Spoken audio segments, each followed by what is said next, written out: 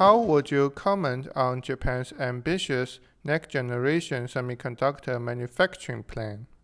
I want to, Japan. I mean, by the way, I worked for NEC, Nihon Denki for 10 years. When NEC was number two, semiconductor company, I spent about 10 years working for this Japanese company, and I appreciate the Japanese know-how. But the semiconductor industry, in terms of manufacturing, is actually very good at certain things. One is CMOS sensor. I know you mentioned Sony, but Sony doesn't really care about logic. They care about image sensor, and they are number one in the world. They managed to defeat Samsung, ST Microelectronics. So if you look at terms of technologies, I think Sony in image sensor, Kioxia in 3D NAND flash.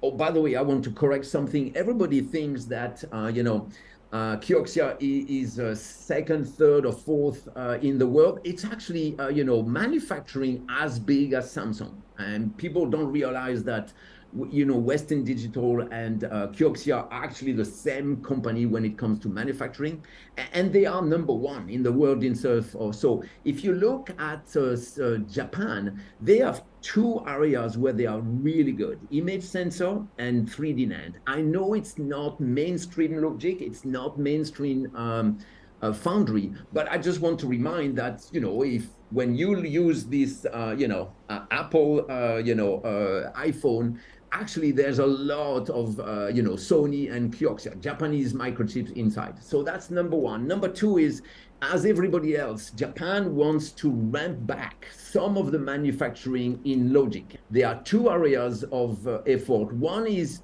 28 nanometers with TSMC. And by the way, I just want to remind everybody that 28 nanometers is a sweet spot in the technology node. That's actually the technology which is the cheapest in terms of manufacturing.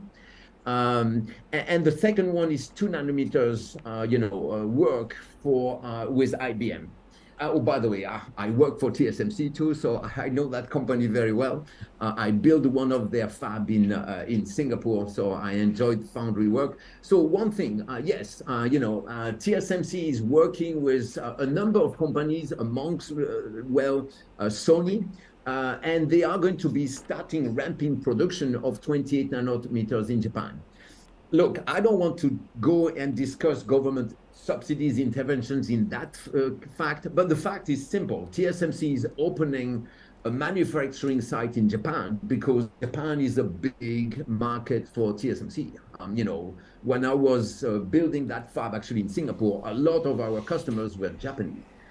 Is that really, Japan recreating itself? I don't think so. I think that it is pulling in TSMC to supply the needs in Japan of standard technologies. I know standard technology, 28 nanometers is still advanced, but it's something that TSMC can do very well. So that's number one. Number two is 2 nanometers with IBM. Yes, that is a little bit more unusual than the 28 nanometers. And if you look at the latest, and again, I mean, I can't disclose our customers, but we are very close to some of these activities. I mean SVRI.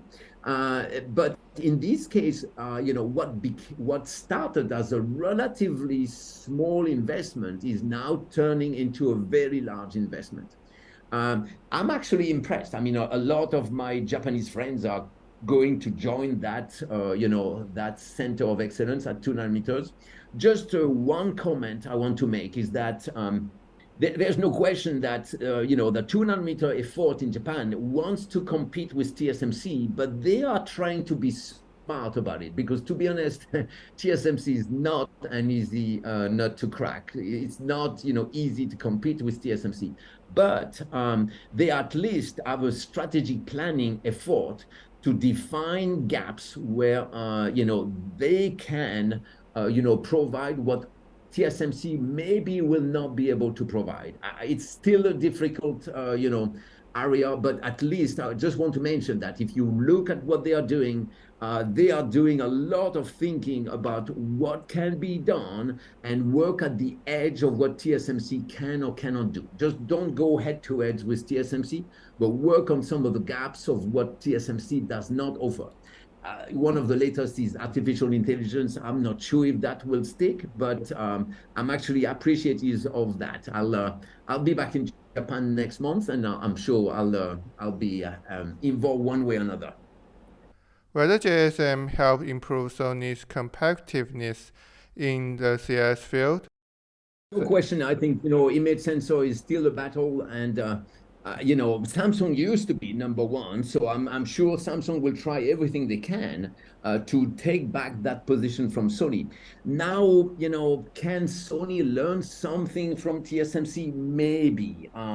I don't, honestly speaking, I don't think that's the intention of Kumamoto. I mean, the Kumamoto part is more on the logic side, more than the image sensor. But at the same time, because Kumamoto will be 28 nanometers, which means you'll be in immersion lithography. Of course, you bring a lot of immersion lithography know-how into the logic. Can that be translated into image sensor? Definitely, no question about that. There are not a lot of sites with with immersion lithography know-how in Japan. I mean, definitely not Kioxia, which is, big dimensions for 3D NAND flash. The only maybe, strong immersion lithography know-how is Micron, Micron in Hiroshima. So no question that Kumamoto will be a second center of excellence for immersion lithography.